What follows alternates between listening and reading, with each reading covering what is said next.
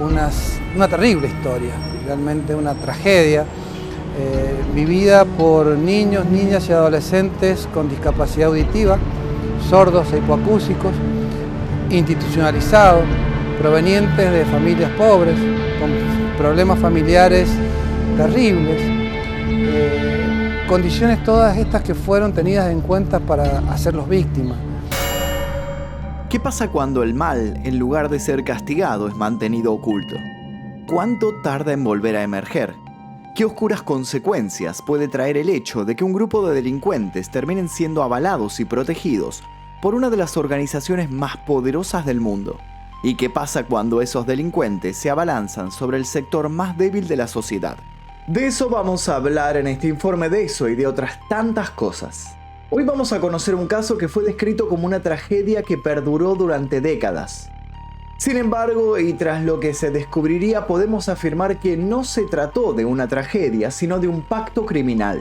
La hipoacusia, sordera o deficiencia auditiva es un trastorno sensorial que consiste en la incapacidad para escuchar sonidos y que dificulta el desarrollo del habla y el lenguaje.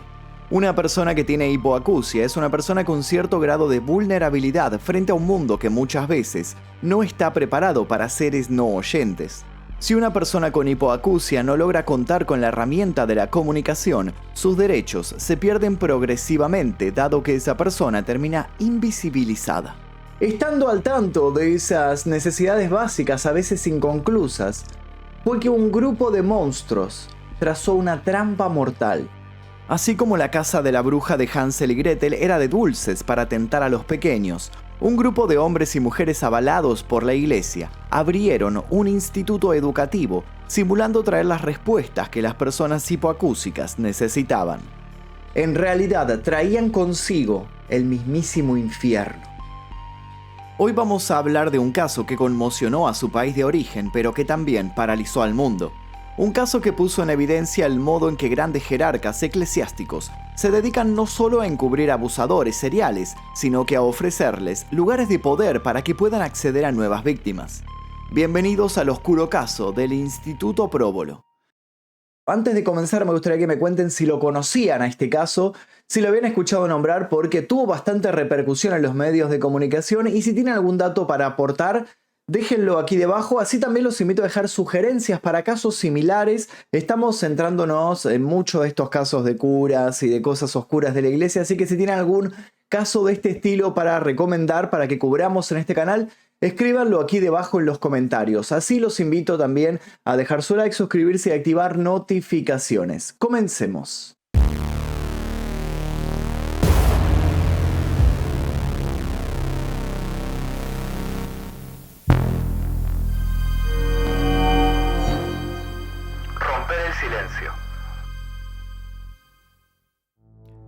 Diana Lizarraga tenía 25 años en 2016 y la idea de ser madre fue para ella la gota que la ayudó a colmar un vaso de resignación, dolor y frustración que venía llenando hacía muchos años.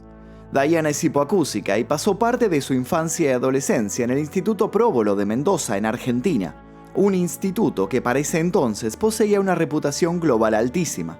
Se lo consideraba emblema de inclusión para brindar educación, actividades y formación para todos esos chicos y chicas con deficiencias para oír. Diana se fue de ese sitio a los 18 años y procuró no mencionar nada de su vida ahí dentro con nadie. Si alguien le sacaba el tema, ella lo cambiaba inmediatamente. Sin embargo, sus madrugadas las pasaba no solo pensando en el lugar, sino también en sus compañeros. Compañeros que seguían allí. Pensar aquello la angustiaba tanto que tocó un pico de depresión y, acorralada por los malos recuerdos, se vio entre la espada y la pared. Podía seguir aguantando y romperse un poco más, o podía intentar hacer lo que nunca nadie había hecho. Podía acercarse a alguna dependencia policial y denunciar a aquellos que nadie denunciaba. La oscuridad estaba acechándola, por supuesto. Estaba por hacer algo que mucha gente había querido hacer durante años, pero no había tenido el coraje o el miedo los había vencido. Ella tenía miedo, mucho miedo, claro. Pero ese noviembre a su miedo se interpuso otra vez la imagen de sus compañeros que aún permanecían en esos fríos dormitorios a merced de los hombres malos. Saber que pronto sería madre la terminó de convencer. No podía siquiera imaginar que a su futura hija le sucediera algo como lo que le había pasado a ella o a sus amigos. Con aquello en mente fue que terminó en la legislatura mendocina. Allí la recibió una intérprete de señas que con curiosidad se dispuso a tomarle declaración. No puedo olvidar nunca. Lo que sucedió en las siguientes horas fue histórico. Finalizado su testimonio, Dayana se puso a llorar, desconsolada. Los oficiales del lugar no tardaron en empezar a armar una causa y los padres de la chica fueron llamados por teléfono. Una agente social les comunicó que Dayana acababa de realizar una delicada denuncia que daría que hablar y pondría todo patas para arriba. Una denuncia gravísima que, de ser cierta, podía comprometer a gente de mucho poder. Pero no nos adelantemos. Antes de saber de qué se trató la denuncia de Dayana, a quiénes denunció y por qué los denunció, es necesario que comencemos por el principio. Antonio Próbolo y su congregación. De algún modo, el comienzo de esta historia nos remonta a más de 200 años en el pasado. Más precisamente al 1801, año en que nació Antonio Próbolo, un joven entusiasta con intenciones de dedicar su vida al prójimo. Fue por ese impulso solidario que Antonio estudió bajo la tutela de los Carmelitas Descalzos y luego se preparó para el sacerdocio en el Seminario Episcopal de Verona, Italia. Finalmente, en 1824, y con tan solo 23 años, logró su objetivo de ser ordenado cura, pero ese sería apenas el primer paso de su agitada carrera. Una vez asignado a la parroquia de San Lorenzo, se dedicó principalmente al apostolado de la juventud, a la predicación de las misiones al pueblo y a los retiros de seminaristas y del clero. Como puede intuirse, tenía el tacto, la sabiduría y la sensibilidad como para asistir a los ciudadanos o a colegas por igual. Rondando 1830, se topó con un grupo de jóvenes sordomudos y descubrió en ellos todo un nuevo universo que lo deslumbró, lo conmovió y lo hizo pensar sobre el rol de las instituciones religiosas. Atravesado por estos dilemas es que decidió dedicarse a trabajar específicamente con personas que poseyeran estas deficiencias. Con esmero y dedicación se encargó de generar nuevos métodos comunicacionales y llevó cada uno de sus avances frente a los más destacados políticos de su época, en una clara muestra por poner el ojo en problemáticas que solían ser omitidas. Por invitación del obispo de Verona y de la emperatriz, abrió una escuela femenina para sordomudas y el 23 de septiembre de 1839 envió una solicitud al Papa Gregorio XVI para la aprobación de su propia fundación, a la que pensó en llamar Compañía de María para la Educación de los Sordomudos. Estaba entusiasmado frente al desafío que se había autoimpuesto, pero no llegó a conocer los frutos de su labor. El 4 de noviembre de 1842, Próbolo moría de hidropesía, dejando un enorme vacío en su comunidad. Su proyecto rápido quedó en manos de uno de sus discípulos y su escuela pronto empezó a conocerse como Instituto Próbolo. El 27 de febrero de 2017, el Papa Francisco reconoció las virtudes heroicas de Antonio Próbolo, por lo que desde ese momento es reconocido como venerable. Hasta aquí tenemos la historia de un hombre en apariencia honorable con muy buenas intenciones. Un hombre que tal vez esperaba ser recordado como un luchador incansable por aquellos que más lo necesitaban. Lamentablemente hoy el apellido Próbolo está asociado a todo lo contrario. Al escucharlo la gente se persigna, pero no en señal de respeto, sino como queriendo espantar algo horrendo. Las primeras denuncias. En Argentina, el Instituto Próbolo desembarcó en 1914. En ese año se fundó un colegio para sordomudos en La Plata, capital de la provincia de Buenos Aires. Por la vanguardia de la propuesta, no es sorpresa que tan solo 12 años después se abriera otro instituto idéntico en el barrio de Flores. Para 1998, la congregación contaría ya con 3 edificios oficiales en el país, siendo el último en fundarse el situado en la provincia de Mendoza. La realidad es que si estas denuncias no hubieran salido a la luz, hoy tal vez habría otras 2 o 3 sucursales más en territorio argentino. Para muchos, los servicios que allí se brindaban eran poco menos que revolucionarios. La institución gozaba de fama mundial y se la consideraba un ejemplo a seguir. Quienes trabajaban en ella se encargaban de pasear por los barrios y pueblos más necesitados del país, buscando chicos y chicas con problemas auditivos, chicos y chicas que habían quedado desplazados del sistema y la formación convencional. Luego de entrevistarse con sus respectivas familias, los trabajadores del Próbolo procedían a hacerles una oferta que nadie podía rechazar. Ellos podían darle al pequeño o a la pequeña la ayuda que necesitara en un colegio pensado en base a sus requerimientos, un lugar donde se pudiera relacionar con otros, un colegio internado que estaba gestionado para literalmente cambiarles la vida. A juzgar por lo que pasó, podemos decir que los jóvenes curas no estaban mintiendo. Las personas hipoacúsicas que allí fueran alojadas realmente cambiarían sus vidas, pero para mal. Y para hablar de cómo todo lo que era una propuesta luminosa se comenzó a cubrir de sombras, es preciso que hablemos de un hombre en especial, un sacerdote llamado Nicola Corradi. El cura llegó a la Argentina proveniente de la sede de Verona en 1970. Se le encomendó la tarea de dirigir el Instituto Próbolo de La Plata. Su labor en el cargo fue positiva y constó de algunos para nada menores logros. Nicola recibió a mucha gente poderosa en sus oficinas, tramitó cuantiosas donaciones y dio acalorados discursos en los que mencionaba y remarcaba cómo todos somos iguales ante los ojos del Señor. Todo transcurrió sin mayores inconvenientes hasta que en 1982 aparecieron las primeras denuncias de abusos. Un grupo de familias alegó que varios sacerdotes de La Plata, entre ellos Nicola Corradi, habían atentado contra la integridad de los niños. ¿Y qué pasó con semejante acusación? ¿Dio la vuelta al mundo y puso en alerta a las autoridades? Bueno, la verdad es que no. Las familias denunciantes eran muy humildes y fueron silenciadas de inmediato. Los medios no ahondaron en el tema y la iglesia se abstuvo de hacer cualquier comentario. Muchos, sobre todo los que habían depositado gran cantidad de esperanza en aquel proyecto, se trataron de convencer de que aquello había sido un malentendido o una estrategia de desprestigio que ocultaba otro tipo de intereses. Sea como sea, el próbolo no solo no fue investigado, sino que comenzó a crecer y a reclutar nuevas personas.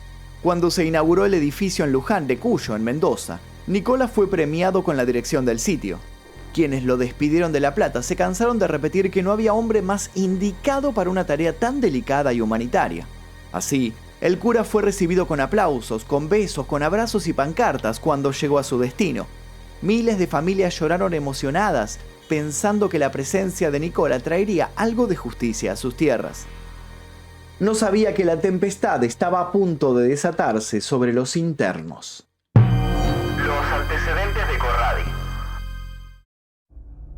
En Mendoza, Nicola se hizo la misma reputación intachable que en La Plata, hasta que en 2006 los rumores de un escándalo llegaron otra vez hasta él, a casi 12.000 kilómetros de distancia, en su Italia natal. 50 integrantes de la Asociación de Exalumnos del Próbolo de Verona se habían reunido con el superior general del instituto para solicitarle que se separara de la institución a 26 sacerdotes acusados de pederastía. El pedido nuevamente no gozó de éxito ni de repercusión. ¿La razón?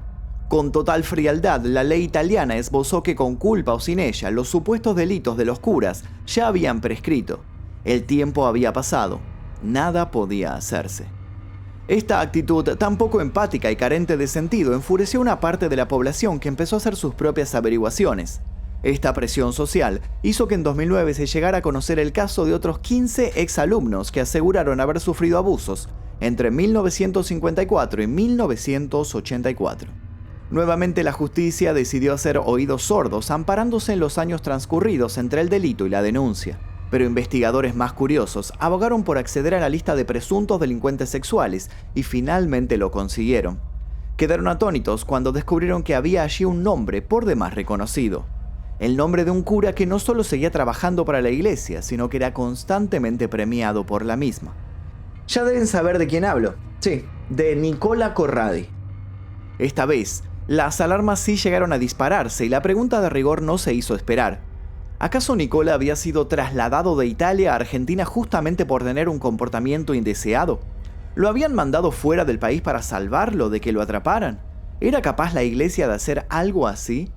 Para mostrar objetividad en su propio relevo de datos, el Vaticano ordenó la creación de una comisión independiente cuyo rol era el de indagar en todo el asunto. Esta comisión terminaría condenando a solo uno de los sacerdotes inculpados, y condenando es apenas un modo de decir. Lo único que hicieron fue apartar al hombre a un retiro obligatorio para que se dedicara a las plegarias, en total libertad, lejos de cualquier castigo real. Por el resto de las denuncias, el veredicto fue contundente. Todos eran inocentes. De nuevo, Quienes deseaban creer en Corradi suspiraron aliviados, pero tantos otros ya empezaron a presentir que había en todo el tema gato encerrado. Como si con lo sucedido no fuera suficiente, el nombre de Corradi apareció públicamente en Italia por segunda vez en 2014. Fue en una carta dirigida al Papa, en la que las que se consideraban víctimas italianas del Instituto Próbolo apuntaron de nuevo a varios curas abusadores que seguían activos. El mecanismo por tercera vez fue el de silenciar a los acusantes, pero en esa ocasión no lograron salirse con la suya. Mientras los curas de alto rango escondían toda la mugre bajo la alfombra, pasó algo inesperado. Y ese algo tuvo un nombre y apellido: Diana Lizarraga. Y es así como nuestra historia vuelve al principio. Testimonio de las víctimas. Diana contó que ella y sus ex compañeros, todos estudiantes del Instituto Próbolo, habían sido abusados en más de una ocasión. No por uno, sino por muchos de los que dirigían el sitio. Con el valiente testimonio de Diana, pronto tantos otros salieron a la luz. En su conjunto, todas estas denuncias dejaron a la vista un macabro modus operandi que se había mantenido durante años. Un modus operandi que buscaba despojar de todo derecho a las víctimas, al tiempo que se las ultrajaba de modo violento. Quedó claro en primera instancia que quienes realizaban los abusos eran todas figuras de poder, sacerdotes o enfermeros que se mostraban como intocables frente a los niños y las niñas de la institución. Esta maniobra de mostrarse todopoderoso frente a una posible víctima genera que quien sufre el abuso se sienta incapacitado de enfrentar a su agresor. Eso sin contar que los niños y niñas suelen ver en estos adultos a personas que deberían protegerlos, por lo que tienden a estar con la guardia baja. Por otro lado, los abusadores contemplaban un factor para nada menor. Al ser sus víctimas personas con hipoacusia y de recursos económicos limitados, era muy difícil que se efectuara una denuncia. Por si acaso y para terminar de dar descrédito a los niños y niñas, el instituto procuraba no enseñar el lenguaje de señas, reduciendo así las posibilidades de que el daño fuera exteriorizado. La incapacidad para comunicarse, sumada a las sutiles pero constantes amenazas, hizo que los jóvenes que tuvieron que padecer los maltratos terminaran concluyendo que nada podían hacer para salir del círculo tóxico en el que se encontraban. Algunos abusos eran tan brutales que los chicos y chicas terminaban en una sala médica, inconscientes. El personal de salud nunca realizó denuncias por irregularidades en el estado de estas personas, lo que también los puso bajo la lupa acusadora. Muchas familias fueron por primera vez conscientes de estos horrores cuando los testimonios empezaron a brotar. De a poco, e inspiradas por el ejemplo de quienes los antecedían, las víctimas pidieron ayuda para expresarse y se propusieron ayudar ellos mismos a los demás. Lo que quedó al descubierto dejó indignada a toda la sociedad y los periódicos de todas las partes del globo se encargaron de cubrir el asunto. Rápido se supo que muchos niños y niñas que solían acudir al próbolo decidieron acabar con sus vidas. Quizás porque estaban cansados de tanto calvario, ¿a qué tormentos eran sometidos en ese lugar? El asunto empeoraba por cada paso que la justicia daba. Así todo, el sector más creyente alegaba que los relatos se estaban malinterpretando. Muchos de ellos se negaban a creer que hombres y mujeres en teoría entregados a la búsqueda del amor fueran viles monstruos. Cuando una terrible cámara oculta salió a la luz, ya nada pudieron hacer para sostener la inocencia de los predicadores.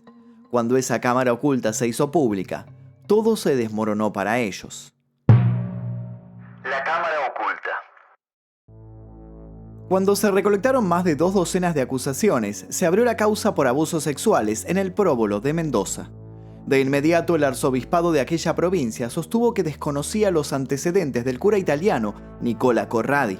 Sin embargo, más temprano que tarde se comprobó que aquello era falso y que en realidad siempre se había sabido que el hombre venía de Italia con terribles antecedentes. La gravedad del asunto era enorme.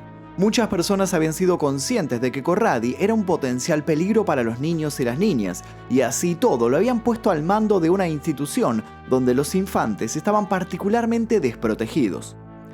¿No parece hecho a propósito? ¿La iglesia acaso había entregado a esos pequeños?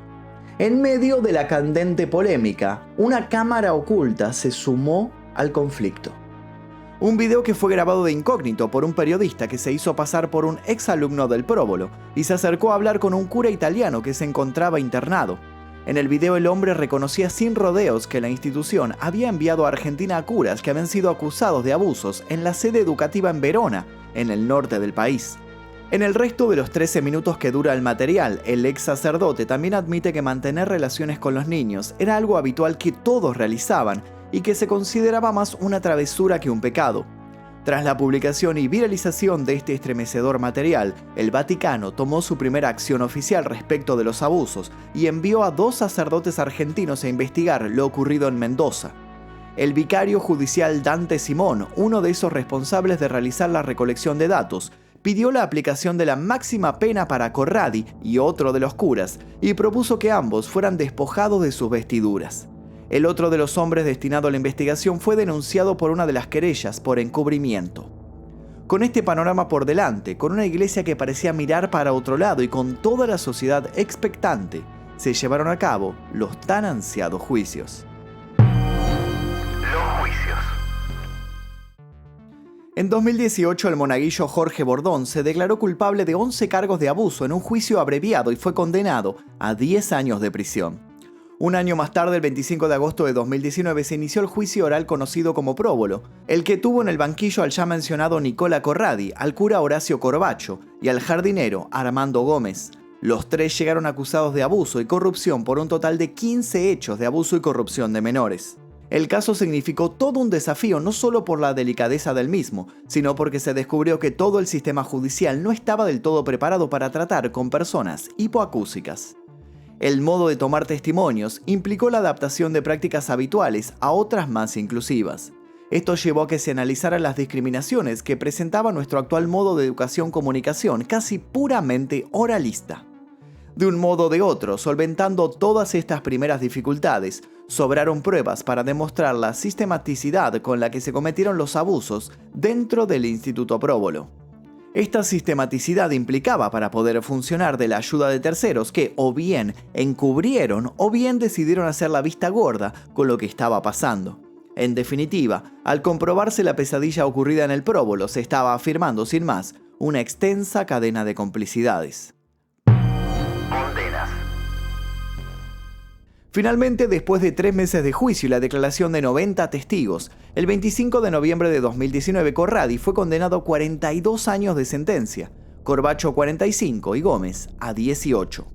En 2021 Corradi moriría a los 84 años en prisión domiciliaria, beneficio al que había accedido por tener, según sus defensores, problemas de salud.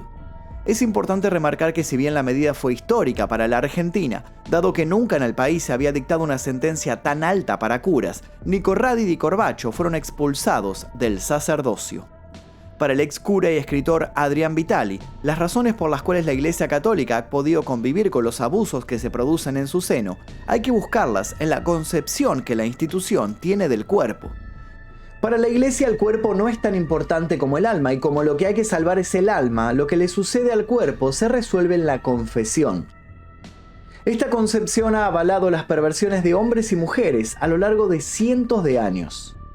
Como uno de los testigos del juicio contó haber sido abusado por Corradi en los años 80 y 90, pero en la sede de La Plata del Instituto Próbolo, la fiscal Cecilia Corfield reabrió el expediente en esa ciudad bonaerense. De este modo quedó detenido el profesor de informática José Brites y se pidió la extradición del sacerdote Eliseo Pirmati, en ese momento de 83 años de edad y viviendo en Verona. Italia se negó a extraditar al hombre, que es acusado de por lo menos 3 hechos de abuso sexual, exhibiciones obscenas y la facilitación de la corrupción de menores agravada, todos crímenes ocurridos entre 1982 y 2002. Mientras la lucha contra esa injusticia se llevaba a cabo, el Tribunal de Casación Penal bonaerense declaró en 2020 prescrita la causa, dejando nuevamente desamparados a los denunciantes. Ese fallo fue objetado ante la Corte Suprema de Justicia de la Nación a través de un recurso de queja aún pendiente de resolución. En 2020, 3 víctimas de abusos del Próbolo de Mendoza y La Plata viajaron decididos a no quedarse de brazos cruzados a Ginebra. ¿Y qué buscaban? Denunciar al Vaticano ante 4 relatorías de la ONU por encubrimiento, por traslado de sacerdotes acusados de abuso y por falta de colaboración con la justicia. Desde allí viajaron para entrevistarse con el Papa, quien no los recibió, excusándose con cuestiones de agenda. Al año siguiente, esas mismas relatorías enviaron un mandato conjunto al Vaticano. En el mismo citaban a sus autoridades para que en el término de 60 días brindaran explicaciones, proporcionaran informes detallados e incluso modificaran sus normativas a fin de investigar con transparencia los abusos que ocurren en la iglesia. ¿Y la respuesta? Bueno, no hubo una respuesta. Actualidad. Mientras tanto, desde principios de mayo de 2021, se está desarrollando el juicio Próbolo 2, que tiene como acusadas a las monjas Kumiko Kosaka y Asunción Martínez, además de las exdirectoras de la institución, Gladys Pinaca, Valesca Quintana, Laura Gateán y Cristina Leguiza, la cocinera Noemí Paz y la psicóloga Cecilia Raffo. A ellas se les imputan los delitos de abuso y corrupción de menores en calidad de partícipes primarios o necesarios y de encubrimiento. Kosaka era llamada la monja mala porque se dice que azotaba a los niños. Sin embargo, los crímenes de los que se la acusa van más allá de la violencia física. Tiene 9 imputaciones como partícipe primaria en los abusos cometidos por los curas pedófilos. Se le acusó, entre otras cosas, de ponerle pañales a los chicos abusados para disimular los sangrados y de seleccionar a los más sumisos para entregárselos a los curas abusadores. También se la acusa de haber abusado ella misma de los pequeños. La justicia había decidido otorgarle la libertad previo pago de una fianza que se fijó en 2 millones de pesos. Pero en octubre, luego de que se agregaran nuevas acusaciones a la causa, se dispuso que la religiosa continuara con prisión preventiva domiciliaria en un convento con el uso de tobillera electrónica. ¿Cuánto dolor se hubiera evitado si Corradi hubiera sido denunciado por sus superiores tras las primeras denuncias? ¿Cuántos niños hubieran evitado un trauma de por vida si la iglesia no hubiera optado por proteger a los abusadores? ¿Qué nuevos veredictos otorgará la justicia? ¿Podrán en algún momento sanar sus heridas quienes tuvieron la desgracia de pasar por los muros de ese calabozo disfrazado de escuela? Por otro lado, si los derechos de las personas hipoacúsicas fueran realmente tenidos en cuenta por el Estado, ¿hubieran encontrado estos monstruos excusa para atraerlos hacia su engañoso instituto? Todas estas aristas siguen haciendo de este caso un caso realmente impactante y profundo. Con sus actividades suspendidas preventivamente desde 2017, el cierre del Próbolo de Mendoza se tornó definitivo cuando al año siguiente al predio de 9 hectáreas fue vendido a la Municipalidad de Luján de Cuyo, que instaló allí un polo judicial y administrativo. Hoy, el lugar pretende mostrarse pulcro y trata de dejar atrás su aura oscura. Sin embargo, para las familias que pasaron por toda la odisea, es difícil que el sol vuelva a brillar. Saben que la luz recién va a hacerse un lugar cuando la justicia pueda por fin hacer su trabajo, sin nubes ni sotanas ensombreciendo el panorama.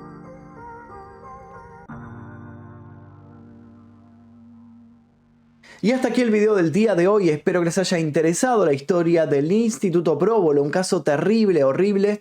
Si tienen algo más para aportar, los invito a dejarlo aquí debajo y también los invito a dejar sugerencias de casos similares para que podamos hacer en este canal. Yo les voy a dejar un par de videos aquí de recomendación para que sigan haciendo maratón. Le agradezco a todos y cada uno de los miembros del Clan Mephisto porque gracias a ellos es que podemos realizar este tipo de videos que muchas veces son desmonetizados y ocultados de las recomendaciones de YouTube por su contenido. Si te interesa que tu nombre aparezca acá o te interesa colaborar con el canal, simplemente tenés que tocar el botón que dice unirse aquí debajo, elegir la membresía número 2 Maestro Oscuro y luego dirigirte a la pestaña comunidad.